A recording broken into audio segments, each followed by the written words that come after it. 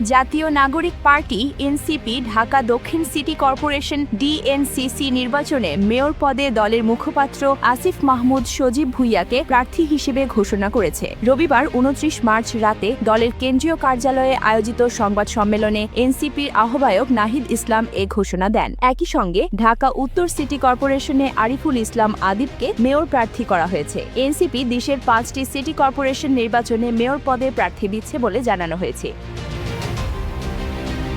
আসিফ মাহমুদ সজীব ভুঁইয়া জুলাই গণ-অভ্যুত্থানের অন্যতম সমন্বয়ক এবং অন্তর্বর্তী সরকারের সাবেক উপদেষ্টা হিসেবে পরিচিত। পরবর্তীতে তিনি এনসিপিতে যোগ দিয়ে দলের মুখপাত্র ও নির্বাচন পরিচালনা কমিটির প্রধানের দায়িত্ব পালন করছেন। ঘোষণার পরপরই এনসিপির নেতাকর্মী ও সমর্থকরা রাজধানীতে আনন্দ মিছিল ও শোডাউন করেন। বিভিন্ন স্থান থেকে স্লোগান দিয়ে তারা প্রার্থিতাকে স্বাগত জানান। এনসিপি নেতারা বলছেন, আসিফ মাহমুদের মতো তরুণ ও গণ আন্দোলনের নেতৃত্ব দেওয়া ব্যক্তিত্বের প্রার্থিতা ঢাকার নাগরিকদের মধ্যে নতুন আশার সঞ্চার করবে। তবে নির্বাচনের তারিখ এখনো ঘোষণা করা হয়নি।